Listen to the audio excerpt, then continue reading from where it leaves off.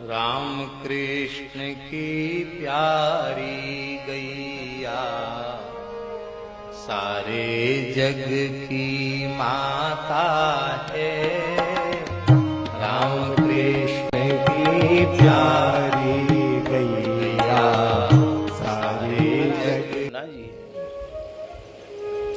है। यमुना जी में निष्ठा करके अनेक महानुभावों ने, संतों ने सब कुछ प्राप्त कर लिया श्री यमुना जी में निष्ठा करके। हमने एक संत का दर्शन किया, सुदामा कुटी के पुजारी थे वो। उनका मूल नाम तो श्री भगवान दास जी था, पर ये मूल नाम प्रायः लोगों को अज्ञात था। उनको सब लोग व्यास जी पुजारी कहते थे। क्या कहते थे? व्यास जी पुजारी। काम तो लेट हो जाएगा ना भाई, वो व्यास जी ऐसे नहीं थे जैसे हम कथा बाँच रहे हैं, ऐसे व्यास जी नहीं थे वो रात्रि में भगवान के शयन के बाद अपने ही कुटिया में थोड़ी देर कथा बाँच के सुनाते थे। इसमें कौन सी कभी भागवत, कभी रामायण, कभी भक्तमाल, कोई चीज एक गजल बाँच के सुनाते थे। और श्रोता 3-4 होते थे, बस, इससे ज़्यादा नहीं। और वो श्रोता भी बाबा विचित्र प्रकार के होते थे। कथा आरंभ करने के पहले सबको ब्यारू परोस देते। वो मंदिर से उनको मिलता था तो स्वयं तो थोड़ा सा दूध लेते थे, बहुत कम स्वल्प लेते थे, एक ही समय पाते थे। वो पारस जो रखा रहता था वो श्रोताओं को, तो श्रोता चारों ओर घेर के पा रहे हैं और वे अपना बैठ के बाँच रहे हैं, और बीच बीच में श्रोता हाँ हूँ कर रहे हैं। अचार चटनी कुछ ना कुछ उनको दे दिया तो श्रोता खा रहे हैं और वक्ता सुना रहे हैं।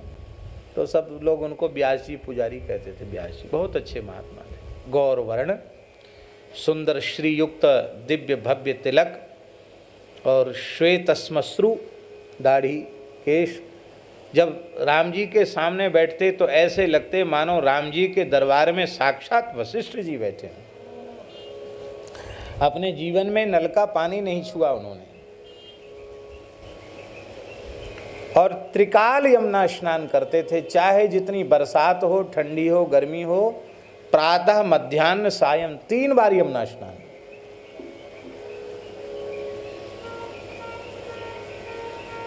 बड़े अच्छे महात्मा थे।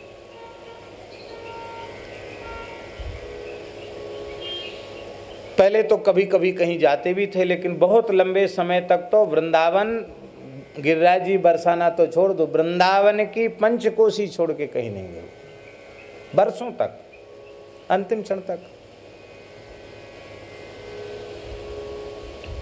तो उस समय दास का भी प्राय ये भाव रहता था कि एक बार श्री यमुना जी का स्नान हो जाए।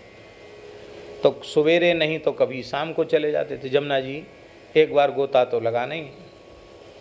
तो एक बार शाम को 4-5 बजे के करीब हम यमुना जी गए तो हमने देखा कि यमुना जी का जल एकदम लाल। यहाँ मीराबाई का मंदिर है ना, टेढ़े खंबा के पीछे, उसके पास एक साड़ी की फैक्ट्री थी पहले, अब है कि नहीं पता नहीं, अब नहीं छपाई होती, पहले छपाई होती थी साड़ी की। तो कई बार उस फैक्ट्री का रंगीन पानी यमुना जी में मिल जाता था। गर्मी का समय था, पानी यमुना जी में कम था, तो जल एकदम लाल यमुना जी का है, एकदम लाल जल। सफ़ेद कपड़ा भीतर डुबाओ तो थोड़ा रंग लग जाए, इतना लाल था। जल कम था और उसमें फैक्ट्री का जल मिल गया। तो हम तो थोड़े से संकोच करने लगे कि आज गोता लगावें कि न लगावें। और व्यास जी तो आए, उन्होंने साष्टांग प्रणाम किया, आचमन किया। तो हम उनके पास गए, हमने प्रणाम करके कहा व्यास जी को, तो महाराज जी देखिए आज यमुना जी का जल कैसा है। हमसे बोले आपको महाराज जी पंडित जी बोलते हैं और आप पंडित जी होकर भी ऐसा प्रश्न करते हैं। उनकी महाराज जी क्या बोले, सामान्य लोगों के परिवारों की स्त्रियां घर दिन में कई बार साड़ी बदलती हैं, और धनी मानी परिवार की बहू बेटियां तो बार बार कपड़ा बदलती हैं। तो साक्षात श्री कृष्ण की पटरानी, उन्होंने लाल रंग की साड़ी धारण की है, आप कहते जल लाल है। तो जमुना जी कोई गरीब हैं जो साड़ी न बदलें। आज श्री यमुना जी ने लाल रंग की साड़ी धारण की है। ऐसा कहते कहते उनके नेत्र भर आए। हमें अपनी भूल का अनुभव हुआ, समझ में आया कि एक हमारी दृष्टि है और एक इन महापुरुष की दृष्टि है।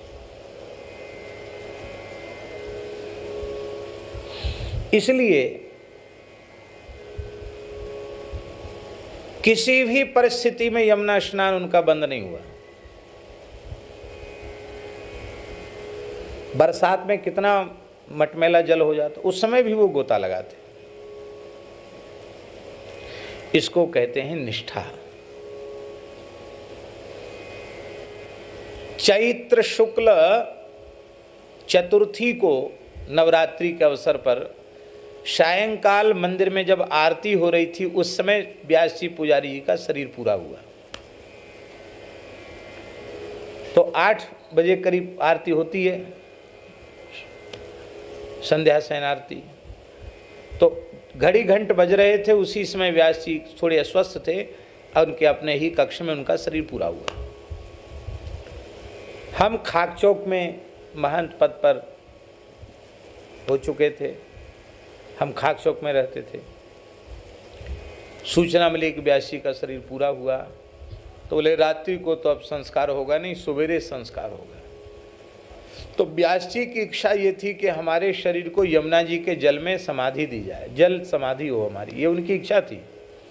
लेकिन उस समय यमुना जी में जल इतना कम था और वे एक विशिष्ट प्रतिष्ठित संत थे, इसलिए सबने एक साथ निर्णय किया कि रात्रि में तो संस्कार करना ठीक नहीं है। व्यास जी की भावना जरूर थी, लेकिन इनके शरीर का अग्नि संस्कार ही हम लोग करेंगे, क्यों यमुना जी में जल बहुत कम है।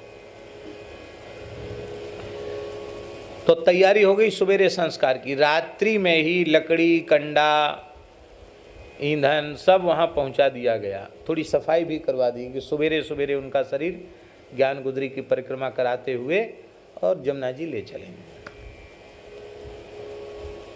हमारे सामने की बात बता रहे हैं आपको, कोई सुनी हुई बात नहीं बता रहे हैं।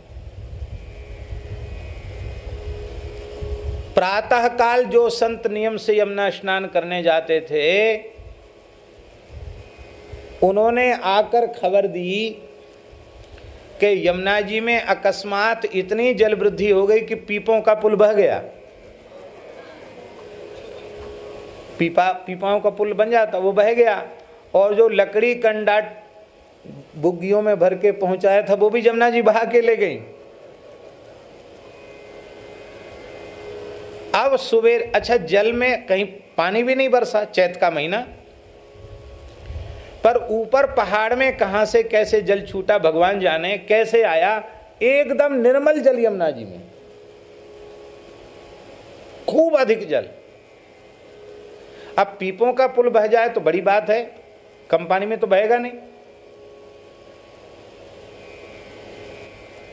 और उनके शरीर को जब यमुना जी में ले गए हम लोग, यमुना जी ने उनकी भावना पूर्ण की और रज बांध करके जैसे यमुना जी के जल के भीतर उनके शरीर को जल में पधराया। शरीर जल में प्रविष्ट हुआ और आंखों देखी बात, जहां उनके शरीर को पधराया वहीं से ताजे ताजे चैती गुलाब के और बेला के, मोगरा के फूल और हरी हरी तुलसी इतनी बड़ी मात्रा में जैसे एक बोरा भर के किसी ने नीचे से प्रकट कर दी हो। अरे 2-4 माला उनके शरीर पर थी, गुलाब का फूल तो था ही नहीं, और चैती बढ़िया देसी गुलाब बाबा एक बोरा भर के। ऐसे लगा मानो स्वयं यमुना जी ने उन्हें पुष्पांजलि अर्पित की हो। राम कृष्ण की प्यारी गैया, सारे जग की माता है। राम कृष्ण की प्यारी